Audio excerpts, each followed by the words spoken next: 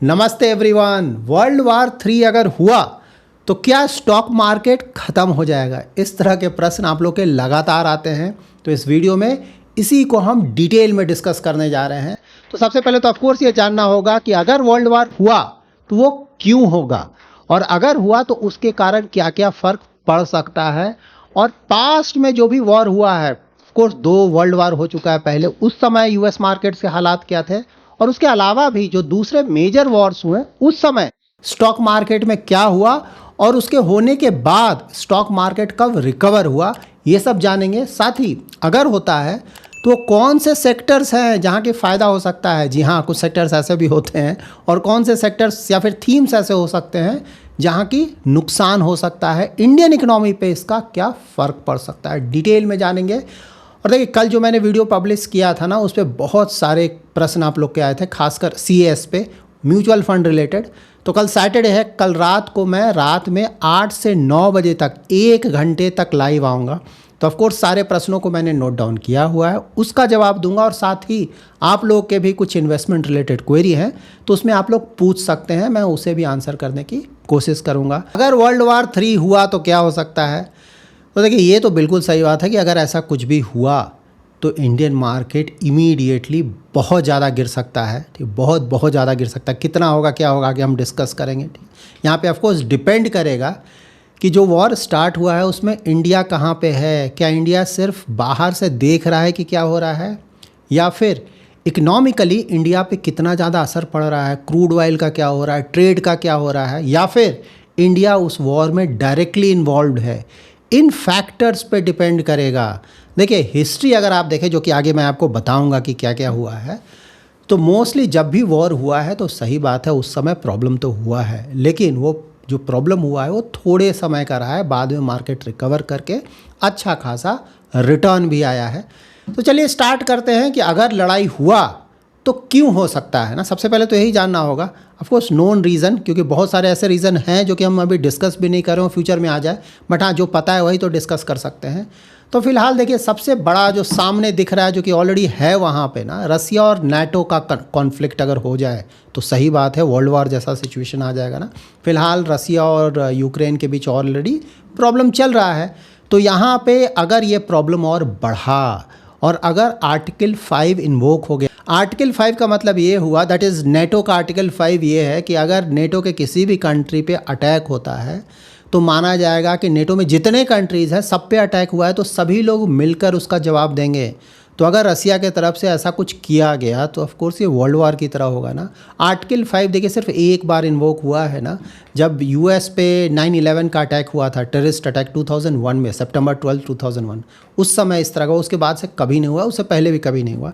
तो अगर वो होता है तो सही बात है ना, पूरा यूरोप जो है वो लड़ाई में शामिल हो जाएगा ना, full scale war. Of course US भी उसमें शामिल हो जाएगा, तो वो एक प्रॉब्लम क्रिएट कर सकता है।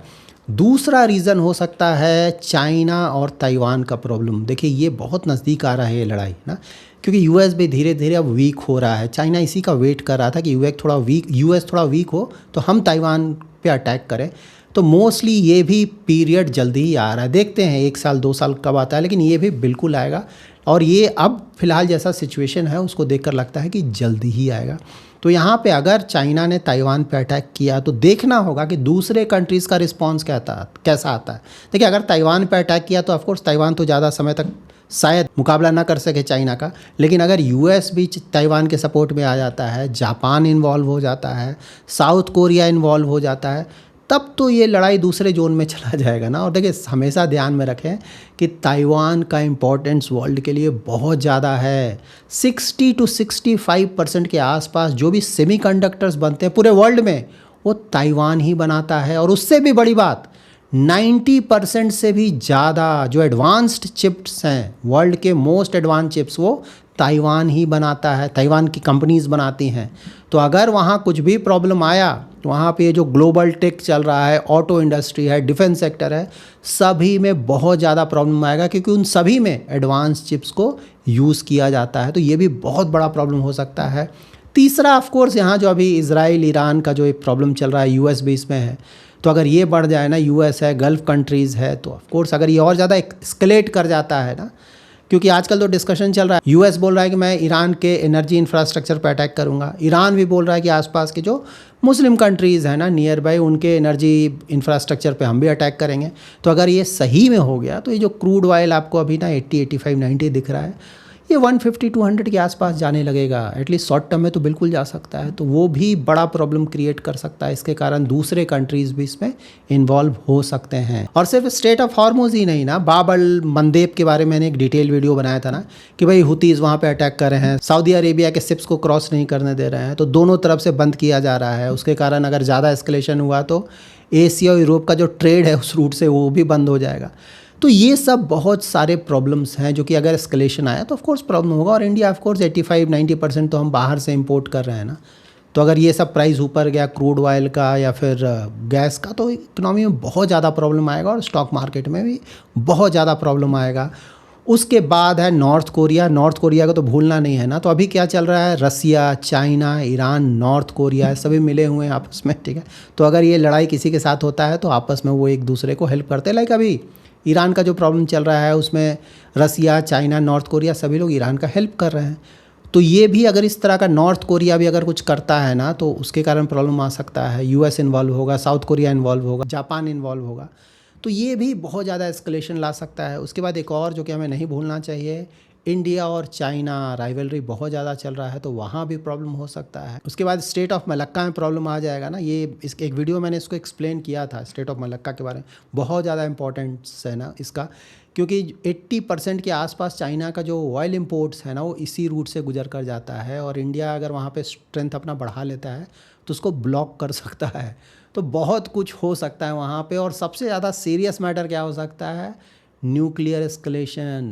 ये वर्स्ट केस होगा, लेकिन अगर ऐसा हुआ तब तो सही बात है, बहुत सारे स्टॉक मार्केट्स ही बंद हो जाएंगे काफ़ी समय के लिए, खुला ही नहीं रहेगा अगर ऐसा कुछ हुआ तो ये सब है। देखिए स्टॉक मार्केट को लड़ाई से कुछ लेना देना नहीं, उसको लेना देना है कि लड़ाई के कारण क्या हो सकता है, ठीक है। स्टॉक मार्केट को देखता है तो जिससे अनसर्टेनिटी आएगा, पैनिक आएगा, लिक्विडिटी का प्रॉब्लम आएगा, स्टॉक मार्केट उसके कारण रिएक्ट करेगा।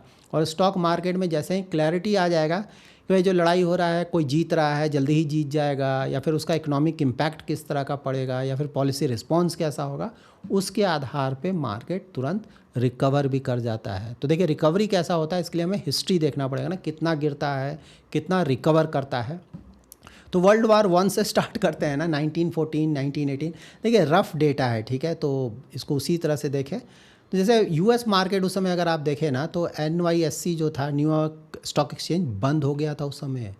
अबाउट 4 मंथ्स के आसपास बंद हो गया था उस समय। रीज़न क्या था कि उस समय था जो यूरोपियन इन्वेस्टर्स थे ना, ऐसा था कि अगर ये खुला रहेगा तो मैसिव सेलिंग होगा, तो इसलिए बंद कर दिया गया 4 महीने या उससे थोड़ा ज़्यादा ही, ठीक है। लेकिन हाँ जब खुला तो फिर वो जल्द ही रिकवर भी कर गया। और यूएस इकनॉमी तो आप लोगों को पता है ना, वर्ल्ड वार के बाद क्योंकि उसने सप्लाई किया था गुड्स यूरोप को, तो अच्छा खासा स्ट्रेंथ के साथ वापस आया।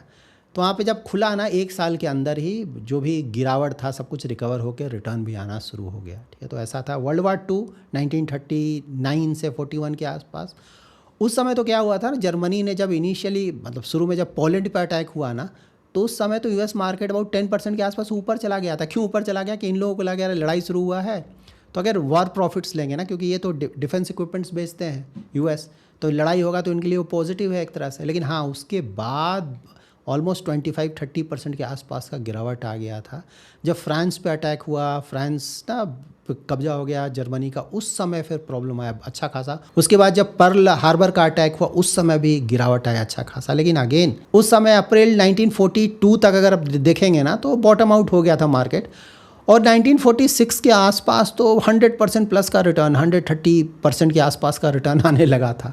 तो वहाँ भी देखिए समय लगा था लेकिन अच्छा खासा रिकवरी भी हुआ। उसके बाद कोरियन वॉर भी अगर आप देखेंगे अच्छा खासा वो भी लड़ाई हुआ था 1950 में, तो उस समय S&P अबाउट 12-14% के आसपास गिरा था और recovery with in few months हो गया था, 2-3 महीने के अंदर ही रिकवर कर गया था।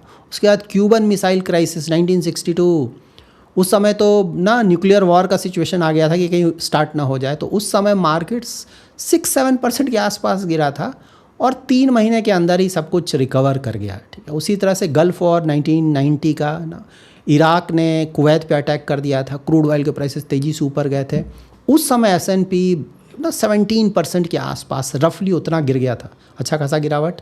लेकिन अगेन उसके बाद ऑपरेशन डेजर्ट स्टॉर्म शुरू किया गया था ना जैन 1991 में, और उसके बाद फिर कुछ समय के बाद ही ना with in few weeks recovery आने लगा, क्योंकि मार्केट को लगा कि भाई अब अटैक हो गया, जल्दी ही मामला सेटल कर जाएगा।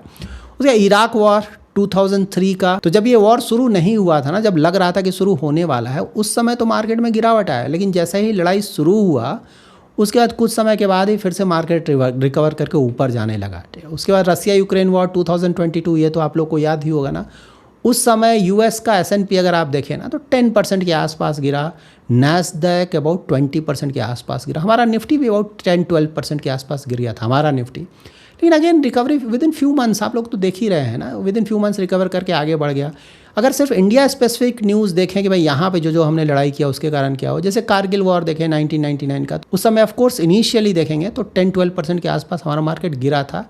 लेकिन अगेन इंडिया जैसे ही थोड़ा अपर हैंड हुआ उस लड़ाई में ना, फिर तुरंत मार्केट रिकवर करके ऊपर जाने लगा, क्योंकि जो कॉन्फ्लिक्ट था ना लोकलाइज था, इकोनॉमी पे उसका कोई खास नेगेटिव असर नहीं पड़ा, तो मार्केट तुरंत रिकवर करके ऊपर चला गया। उसी तरह से 2001-2 इंडिया पाकिस्तान का जो स्टैंड ऑफ हुआ था, मार्केट्स उस समय अगेन वोलाटाइल था, लेकिन फिर तुरंत ना नॉर्मलाइज कर गया, रिकवर कर गया। बालाकोट एयर स्ट्राइक में देखें 2019, अगेन वहाँ पे शुरू में थोड़ा बहुत गिरा, लेकिन फ्यू डेज़ के अंदर ही सब कुछ रिकवर कर गया। अभी भी देखें ना, जो पाकिस्तान के साथ 2025 में हमारा प्रॉब्लम हुआ, उस समय भी वोलाटिलिटी था मार्केट में कुछ समय, लेकिन वो चला नहीं, फिर रिकवर करके ऊपर चला गया। तो हिस्ट्री यही सब बताता है कि भाई हुआ सही बात है, अगर अच्छा खासा लड़ाई हुआ तो गिरा भी, लेकिन फिर विद इन फ्यू मंथ्स या फिर एक साल उस रेंज में वापस आके फिर अच्छा खासा रिकवरी आके मार्केट ऊपर भी जाता है। तो देखिए यहाँ पे बहुत सारे इफ्स एंड बट्स हैं, ठीक है ना।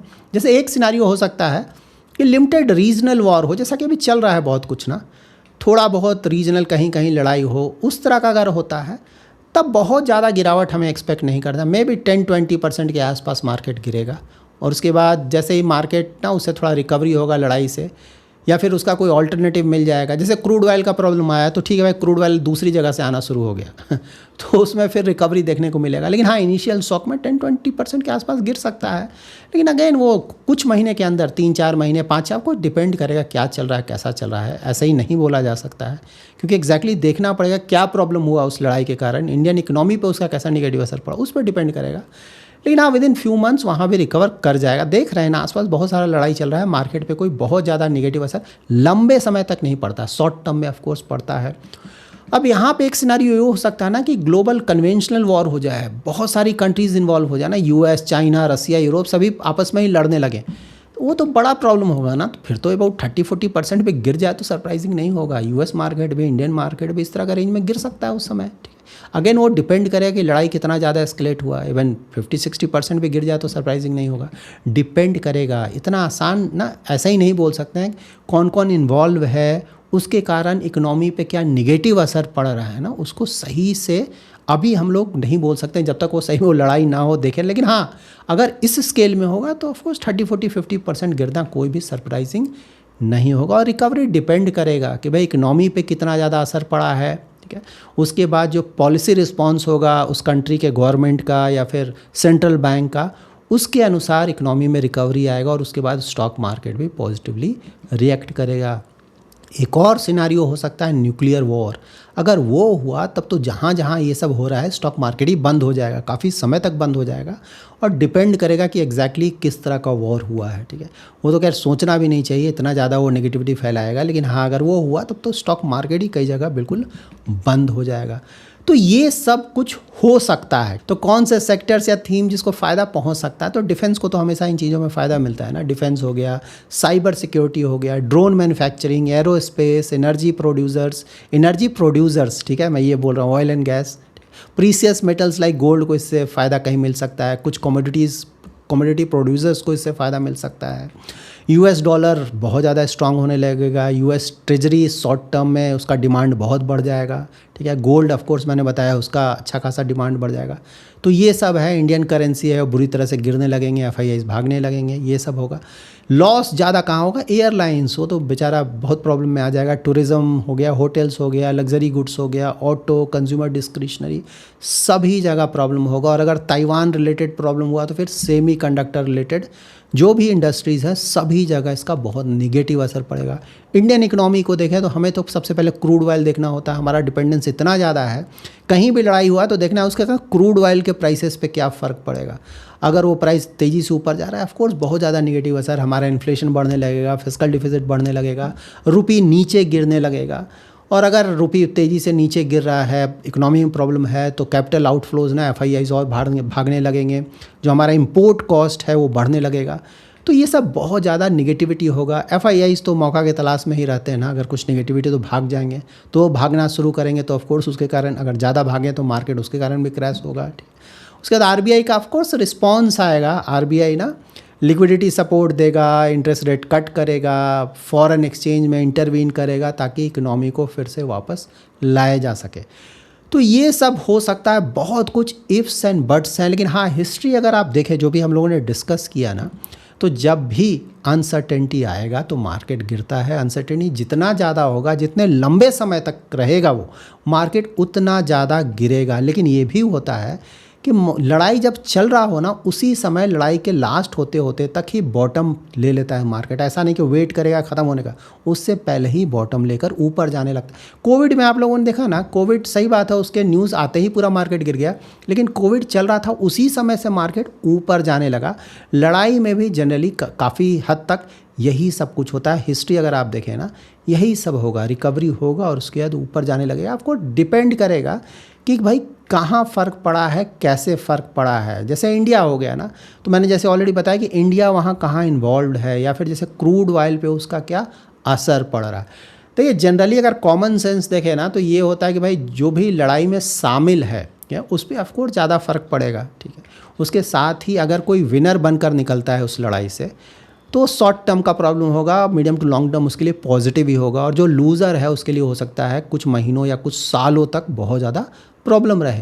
लेकिन यहाँ पे ये भी देखना है कि जो विनर और लूज़र बोल रहे हैं, क्योंकि पहले US को हमेशा फ़ायदा होता था, लड़ाई के बाद बहुत तेज़ी से वो आगे बढ़ता था ना, लेकिन वो पुराना बात हो गया ना, 20th सेंचुरी, वो सब पहले ऐसा होता था। World War I, World War II ना, मैन्युफैक्चरिंग बूम आ जाता था, इकोनॉमिक एक्सपेंसन होता था, खासकर US में बहुत ऐसा देखा गया।